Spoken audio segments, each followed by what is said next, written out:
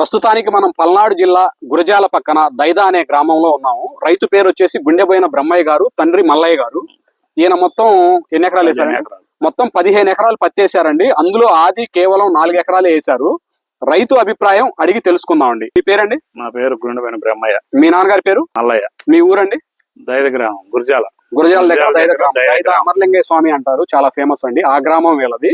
ఇప్పుడు మీరు మొత్తం ఎన్ని ఎకరాలు వేశారండి పత్తి? 15 ఎకరాలు వేసిన. 15 ఎకరాలలో ఆ మిగతా విత్తనాల పేర్లు అయితే వద్దు. ఇది ఎన్ని ఎకరాలు వేశారు? ఆది అనేది విత్తనం 4 ఎకరాలు వేసారు. ఎన్ని రకాలు వేశారు మొత్తం 15 ఎకరాల్లో? 5 రకాలు వేసారు. మొత్తం 5 రకాలు వేశారు. 15 ఎకరాల్లో 4 ఎకరాలు ఆది వేశారు.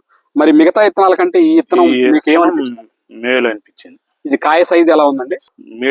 మీడియం సైజ్ వస్తుంది. కాపు అండి? కాపు కూడా చిక్కటి కాపు, బాగా దగ్గర కాపు, గొలుసు కట్టుగా. సాటి రైతులకి మీరు చెప్పేది ఈ విత్తనం గురించి ఏం చెప్తారండి? వేసుకోవచ్చు అని చెబుతాను. విత్తనం మంచి విత్తనమేనా?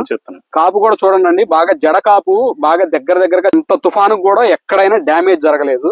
కాపు గాని చెట్టు గాని చాలా బాగుంది.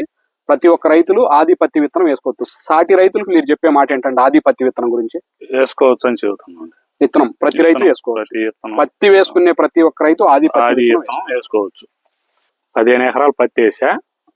అందులో 4 ఎకరాలు ఆది విత్తనం అనే విత్తనం వేసా. కాపు చిక్కటి కాపు, దగ్గర కాయలు పడతాయి. తీయటానికి సులభంగా ఉంటది. అంతా లైన్ గా మంచి విత్తనం. అందరూ ఏది వేసుకోదగిన విత్తనం. అన్నిటికాడికి విత్తనం వేసుకోదగ్గ విత్తనం. మంచి దగ్గర కాపు అంతా మంచిగా ఉంటది.